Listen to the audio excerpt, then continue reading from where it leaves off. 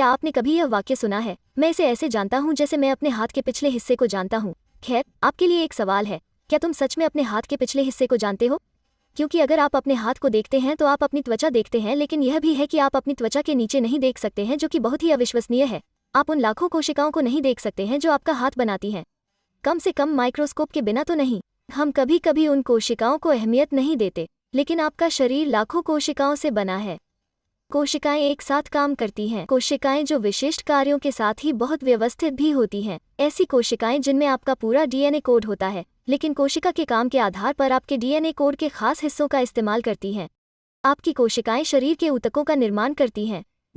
ऊतक आपके अंगों का निर्माण करते हैं। उदाहरण के लिए आपका दिल और आपके अंग आपके संचार तंत्र की तरह अंग तंत्र का हिस्सा हैं। आपका शरीर कैसे काम करता है, यह जानने के लिए आपके लिए अंग तंत्र को जानना बहुत महत्वपूर्ण है। एक बात का ध्यान रखें कि सारे अंग तंत्र सब एक दूसरे से जुड़े हुए हैं और ये अलग अलग काम नहीं करते। वे एकला चलो रेप पर विश्वास नहीं करते, वे एक साथ काम करते हैं और एक बड़ी टीम का हिस्सा हैं। हम 11 प्रमुख अंग प्रणालियों का परिचय देने जा रहे हैं। ध्यान रखें कि यह यहाँ शॉर्ट में जानकारी दी जा रही है, इसलिए हम बुनियादी चीज़ें ही बता रहे हैं। क्योंकि वे सभी महत्वपूर्ण हैं, इसलिए यह जानना मुश्किल है कि कहाँ से शुरू करें। इसलिए हम से Z के क्रम से शुरू करते हैं, क्योंकि हम नहीं चाहते कि आप यह सोचें कि एक तंत्र दूसरे तंत्र से ज़्यादा महत्वपूर्ण है। पहला, संचार प्रणाली। रक्त बहुत ही महत्वपूर्ण भूमिका अदा करता है, क्योंकि रक्त ऑक्सीजन जैसी गैसों का वहन करता है जिसकी आपके शरीर को आवश्यकता होती है, और CO2 जिसे आपके शरीर को बाहर निकालने की आवश्यकता होती है, को आपके शरीर से बाहर निकालने में मदद करता है। आपका रक्त उन पोषक तत्वों को भी एक जगह से दूसरी जगह पहुंचाता है जिनकी आपके शरीर को ज़रूरत होती है। आपका हृदय इस प्रणाली में शामिल है। यह एक पंपिंग मशीन है जो रक्त को चारों ओर ले जाती है। धमनियां वे वाहिकाएं होती हैं जो आमतौर पर रक्त को हृदय से दूर ले जाती हैं। दूर के लिए सोचिए, नसें आमतौर पर रक्त को वापस हृदय तक ले जाती हैं, और केशिकाएं आपके पूरे शरीर में सबसे छोटी रक्त वाहिकाएं होती हैं। क्या आपने कभी यह अफवाह सुनी है कि आपका खून नीला है और ऑक्सीजन पहुंचने पर लाल हो जाता है? यह सच नहीं है। आपका खून लाल होता है और आपके शरीर के अंदर भी हमेशा लाल ही रहता है। हालांकि मौजूद ऑक्सीजन की मात्रा के कारण लाल रंग की छाया थोड़ी अलग हो सकती है।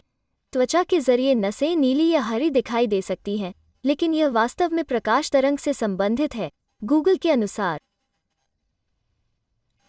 दूसरा, पाचन तंत्र।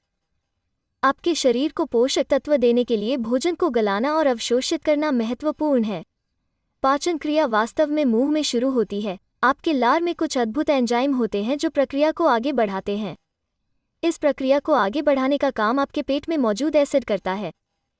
आपकी छोटी आंत अधिकांश पोषक तत्वों का अवशोषण करती है और आपकी बड़ी आंत को इस प्रक्रिया से बहुत सारा पानी फिर से अवशोषित करना पड़ता है। यह एक आकर्षक प्रक्रिया है और इस प्रणाली में बहुत से सहायक अंग भी शामिल होते हैं। तीसरा, अंतःस्रावी तंत्र।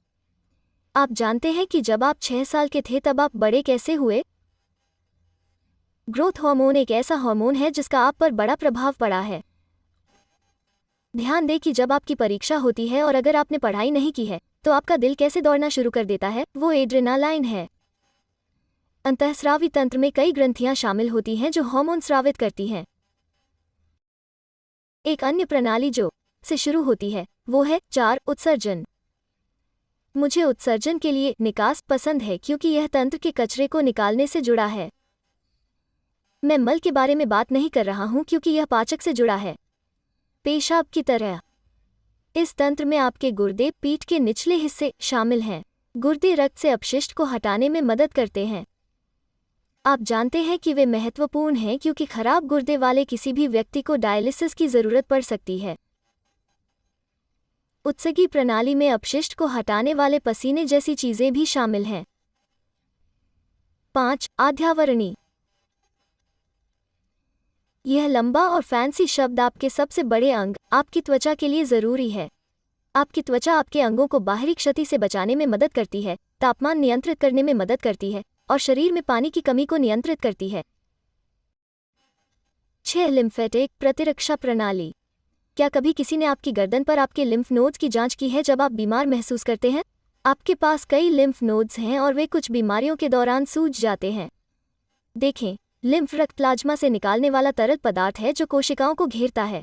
यह प्रणाली लसिका को रक्त में एकत्रित करती है, फिल्टर करती है और लौटाती है और प्रतिरक्षा कार्य में मदद करने के लिए एक प्रमुख भूमिका है। यह आपके शरीर को वायरस और बैक्टीरिया जैसे रोगजनकों से सुरक्षित रखता है। लिम्फ नोड्स, थाइमस, प्लीहा, टॉन्सिल और अस्थि मज्जा जैसी संरचनाएं आपकी प्रतिरक्षा प्रणाली में महत्वपूर्ण भूमिका निभाती हैं। ठीक है, हमने लगभग आधी जानकारी दे दी है, हमारे साथ बने रहें। 7. मांसपेशीय तंत्र। इसमें कोई हड्डी नहीं होती, आपकी हड्डियां मांसपेशियों के बिना कुछ काम नहीं कर सकती।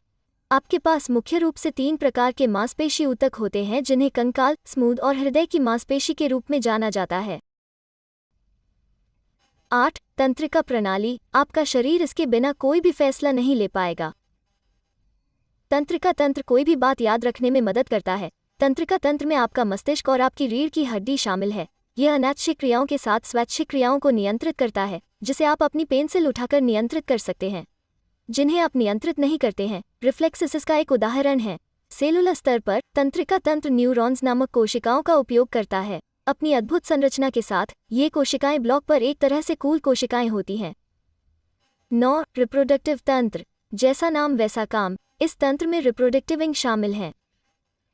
इसका प्रमुख काम यह है कि यह जानवरों को रिप्रोडक्टिव करने की अनुमति देता है।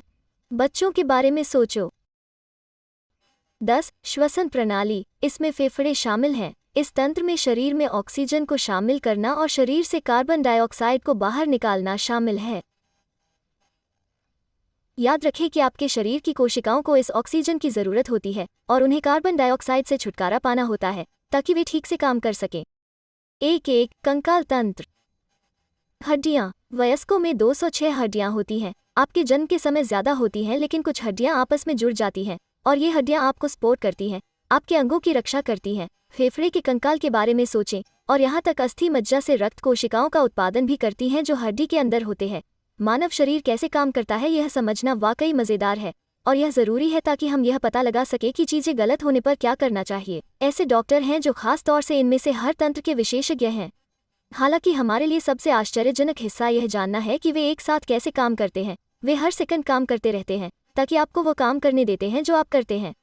उदाहरण, जब स्कूल की छुट्टी के समय घंटी बजती थी, आप अपने दोस्त के साथ दौड़ लगाने के लिए तैयार हो जाते थे। ऐसा होने के लिए उन सभी शरीर तंत्रों के बारे में सोचें जो आपस में मिलकर काम करते हैं। आपका श्वसन तंत्र आपकी सांस लेने की दर को बढ़ाता और एक्स्ट्रा ऑक्सीजन संचार प्रणाली के माध्यम से आपके शरीर के ऊतकों तक पहुंचाने का काम करती है।